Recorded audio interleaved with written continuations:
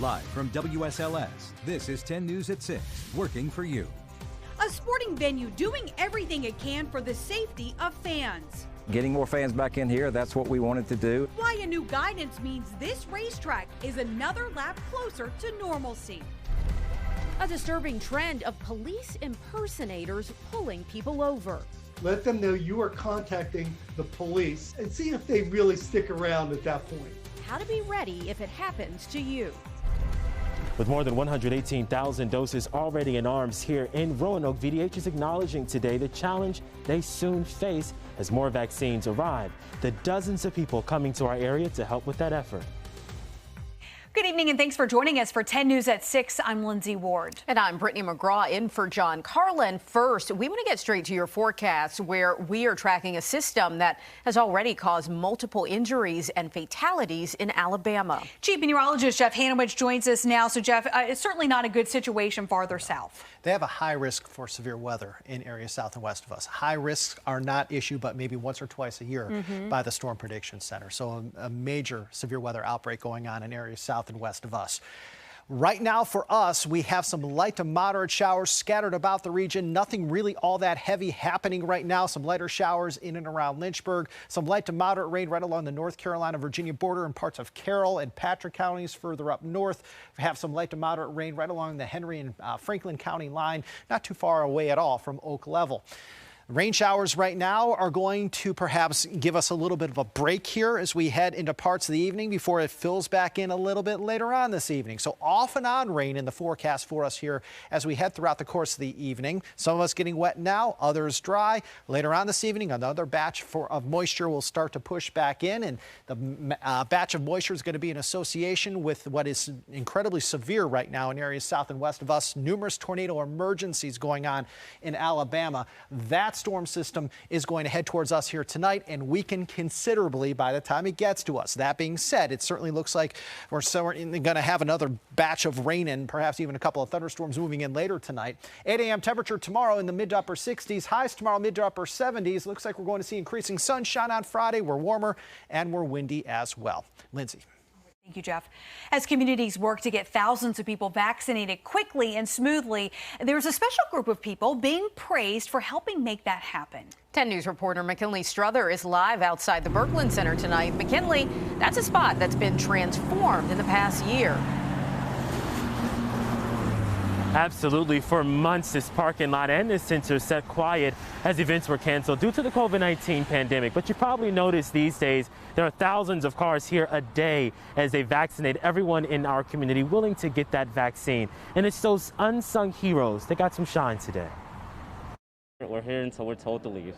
They leave their families, go to different places across the state, all to help the community in ways many of us don't even know. We couldn't do what we're doing in our community without the National Guard and without our partners. From first walk-up. Did you receive a confirmation confirming your appointment? Yes. Awesome.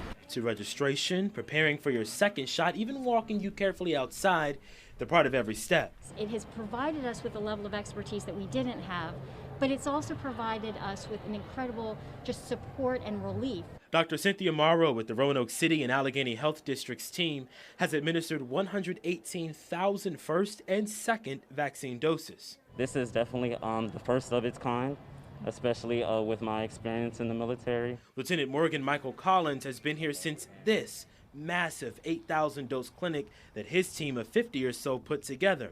They were the masterminds behind making sure all the cars were moving and making sure that we could get everybody vaccinated. As more doses are set to arrive in Roanoke as early as next week, the Guard says they will be on guard wherever they're needed. We were welcomed here, and we're just here helping the community in any way we can. The Guard has not only helped with vaccinations, but testing as well. For more information on testing and especially how to pre-register for that vaccine, check it out in this story on our website, WSLS.com. Live in Roanoke, I'm McKinley Struther, 10 News, working for you. More fans in the stands. That's the big news out of Martinsville Speedway tonight after the governor updated COVID guidelines. 10 News reporter Jessica Jewell joins us now live from the track. So, Jessica, they haven't exactly nailed down an official capacity just yet. No, they haven't, Lindsay. They know it's going to be more than the 1,000 fan cap they had prior to this week's announcement, but nowhere near the 44,000 they're used to having here. Still, though, this new guidance is waving the green flag, putting Martinsville one lap closer to normalcy. Getting more fans back in here, that's what we wanted to do. Martinsville Speedway President Clay Campbell celebrating a different kind of victory, not about what happens on the track, but who's watching from the stands. The loosened restrictions taking effect a week from Thursday allow outdoor entertainment venues up to 30% capacity with no maximum. For the Speedway, that would be just over 13,000, but I doubt seriously that we can get to 30% with social distancing. They haven't landed on a capacity just yet, working with NASCAR and state and local leaders to work it all out. Henry County Administrator Tim Hall says the whole region will benefit from having more fans in town. Slowly but surely, we're crawling out to where we can look around. And if we can put a significant number of folks in the stands for those 3 nights, that's just another block on the way to getting where we need to be. Certainly a big improvement from the empty stands last May and the crowd of 1,000 in November. We're working our way back to normal, and I think it's going to be great to have fans here to enjoy what they've always enjoyed at Martinsville, great racing, and they're the reason that Martinsville still exists. The passion and the enthusiasm of our fans is second to none. Fan safety is, of course, the top priority, with all the measures you'd expect, like hand washing stations, face mask requirements, social distancing, even staggered entry times. The weekend of racing kicks off here 2 weeks from tonight. Live in Martinsville, I'm Jessica Jewell, 10 News, working for you. 2 months in office, President Joe Biden held his first formal news conference. He announced he will run for office in 2024. Biden doubled his COVID-19 vaccination goal, pushing for 200 million shots in people's arms in his first 100 days. Meanwhile, in the wake of the mass shooting in Colorado, the president says he is trying to figure out how he'll work with a sharply divided Congress to deliver the gun control reform he promised. Several police departments are investigating cases of people posing as police officers. Roanoke County Police made an arrest over the weekend after a man was accused of attacking people while wearing a fake badge and using plastic handcuffs. In just 1 week, 2 other police impersonation cases were reported in Christiansburg and Botetourt County. If you think you're being pulled over by an imposter, safety experts say you should never get out of your car or provide personal information. Just call 911. Coming up, a local chef with big dreams. She's always smiling, always happy to be working with food. She gets excited about making food. How you can help her achieve her goal. But first, a growing problem in Southside, what Henry County leaders are doing to get their trash issue under control. Henry County leaders are sounding the alarm about a trash problem. Several members of the Board of Supervisors raised concerns at their meeting this week about this increasing litter in the community. They want to see stricter enforcement, but the county administrator tells us it's difficult to enforce. He says people need to take more pride in their community. We have to be cognizant of the fact that it looks bad. And when we're trying to recruit companies, we're bringing people in to show them what a great community this is, and it is. We don't need to be driving around piles of trash in the median or on the side of the road, because it does not help us state our case. He says they're considering launching an educational campaign to shine a light on the problem and hopefully change behavior. Up next, one local woman has all the ingredients to be a winner. How she's using her cooking skills to put the Hill City on the map. After rain earlier, you're in a little bit of a lull right now in the New River Valley. You're looking at a live picture from our Virginia Tech Sky Cam. We'll let you know when the rain fills back in and when these gray skies will give way to the return of sunshine coming up. Tonight, one chef from our area is in urgent need of your help in order to advance in a national competition. New tonight at 6, 10 News reporter Tim Harfman shows us the ways you can vote and how winning would impact your business, all while donating to charity.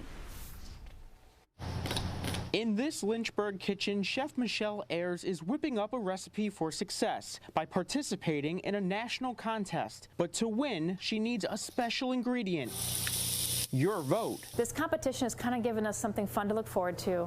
It's given us something fun to promote, you know, and not talk about the pandemic so much. She entered Favorite Chef 2021, an online competition with nearly 30,000 cooking professionals from across the country. Ayers is in the top 1,000, and now they're divided into 64 groups. The winner of each advances to the semifinals. Ayers is currently in second place, and voting ends tonight at 9 o'clock. The support has been amazing. I mean, I've been so humbled and honored to still be in it. With 2 decades of experience, she opened Purple Door Gourmet Kitchen and Catering in Lynchburg in 2019. She's always smiling, always happy to be working with food. She gets excited about making food. Her family helps out. It would mean the world to her if she won this competition. Grand prize is a 2-page spread in Bon Appetit magazine and $50,000. Ayers says the money would allow her to catch up on bills from the pandemic, buy a catering van, and give back to her family. I would want to also help them and give back to them for some of what they've given to me and helped me survive through this time. You're allowed 1 free online vote per day. Then you can buy additional votes. Every dollar gets Ayers an extra point,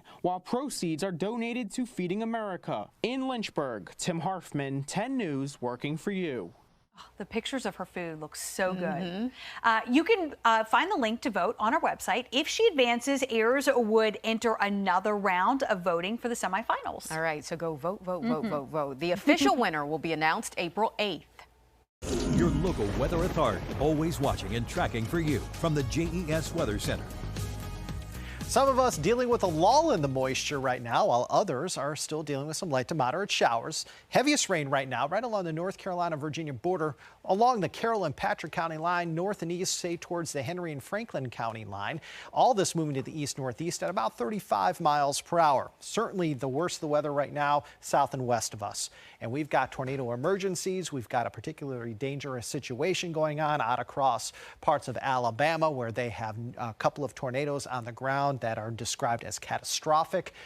This is the band of rain that's headed our way tonight. It is, however, very, very important to note that as that moves in, it's going to weaken considerably. Could we have some thunderstorms from it? Absolutely. But the severe weather threat, nothing like what they're dealing with in areas south and west of us, where we have a moderate and also a high risk for severe weather here as we head throughout the course of the evening. For us here locally, again, a couple of storms could pack a little bit of a punch for us. Most of us in a marginal risk for severe weather. That's a level 1 out of 5. And if we are to pick up on a strong to severe thunderstorm, 2 biggest threats would be heavy rain and also some strong gusty winds. We're going to have that batch of energy push through here roughly between 10 p.m. and about 3 a.m. After 3 a.m., I think the heaviest rain is gone. May still have a couple of leftover showers around as we head, say, through about 8, 9 a.m. on Friday. After about noon tomorrow, we're really going to start to see skies breaking out in more sunshine. And then as we head into Friday night, skies are going to be fair. We start Saturday off dry with some sunshine, but as we head into Saturday afternoon, clouds build for us and may actually have a couple of showers before the day is over on Saturday, with a better chance for rain Saturday night into the day on Sunday. Certainly pretty windy for us on Friday, even into Friday night. Going to have some showers very late in the day on Saturday, but you'll notice most of this moisture moving in Saturday night into Sunday. Sunday could have some heavier downpours and even the chance for a couple more thunderstorms. Sunday looks wetter than Saturday. As far as those wind alerts are concerned, we do have a wind advisory in effect 2 a.m. Friday through 2 p.m. on Friday. Sustained winds tomorrow 15 to 25, gusting in excess of 40, 45 miles per hour in areas along and west of the Blue Ridge. So again, looks like the winds tomorrow are going to turn out of the west. That will allow us to warm things up. But man, tomorrow will be windy. Hold on to that hat. Temperatures right now 63 in Wytheville, 64 Roanoke, 67 in Danville, but 55 in Hot Springs. Off and on rain, couple of thunderstorms possible tonight, no doubt. Overnight lows 57 to 64. For tomorrow, we're turning mostly sunny, but we're windy and we are warmer. Highs in the 60s and 70s for the most part, although south side you could clip 80. Your extended forecast. 74 Saturday, 70 on Sunday, lower 60s Monday and Tuesday, with the coolest day being 1 week from today with temperatures around 58. Sunday looks wetter than Saturday. We'll dry things out on Monday. Appy. All right, Jeff, another week, another player to honor from our First and 10 gridiron. And NASCAR returns to its roots this weekend. We'll hear from the drivers on this weekend's Dirt Track Challenge at Bristol next in sports.